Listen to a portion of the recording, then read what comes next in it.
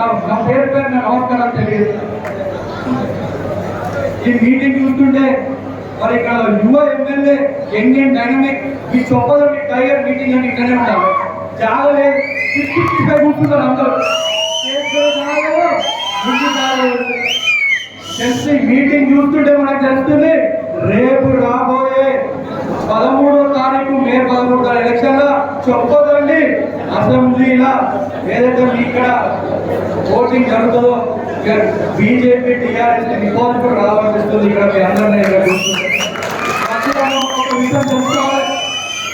గత 10 ఏళ్ళ బీజేపీ ప్రభుత్వం ఏమేమి తప్పులు చేసింది, ఏమేమి అరాచకాలు చేస్తే రేపు మీరందరూ మీ ఊర్లలో బూతులలో ఎట్లా ప్రచారం చేసుకోవాలన్నందుకే ఈ రోజు మన మీటింగ్ పెట్టుకోవడం జరిగింది. మరి బీజేపీ ప్రభుత్వం గత 10 ఏళ్ళ ఏమి చేసిందయ్యా అంటే నిరుద్యోగం పెరిగింది, పెట్రోల్ ధరలు డీజిల్ ధరలు పెంచిండ్రు, స్వేచ్ఛ అనేది లేదు, సమానత్వం లేదు. ఏమనంటే ఈడీ సిబిఐలని కేసులు పెట్టడం లేకుంటే వచ్చి మా పార్టీలో జాయిన్ కావాలని చెప్పి బ్లాక్మెయిల్ బెదిరింపులు చేస్తున్నారు. ఇలాంటి ఒక ప్రభుత్వాన్ని దించడానికే రేపు మనందరం ఒకటి కావాలి. ఊర్లో మీరందరూ బూత్ వైజ్ గా తిరిగి ఎస్పెషల్ గా ఇక్కడ చూస్తుంటే యువకులు ఎక్కువ మంది ఉన్నారు.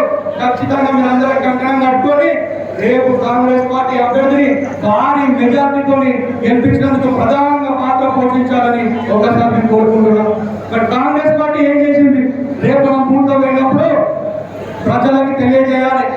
మన కార్యకర్తల కాంగ్రెస్ పార్టీ కార్యకర్తల రేపు బూత్ వారిగా మనం ప్రచారం చేస్తున్నాగా మరి కాంగ్రెస్ పార్టీ ఏం చేసిందంటే గ్రామీణ ఉపాధి హామీ తీసుకొచ్చిందోనో కాంగ్రెస్ పార్టీ, రైతులకి గిట్టుబాటు ధర తీసుకొచ్చిందోనో కాంగ్రెస్ పార్టీ, మనకి ఫుడ్ సెక్యూరిటీ యాక్ట్ తీసుకొచ్చిందోనో కాంగ్రెస్ పార్టీ, 108 అంబులెన్స్ కానివ్వండి, లేకపోతే ఫీజు రియంబర్స్మెంట్ తో మన పిల్లలకి ఇంజనీరింగ్ చదువు చెప్పింది ఎవరు?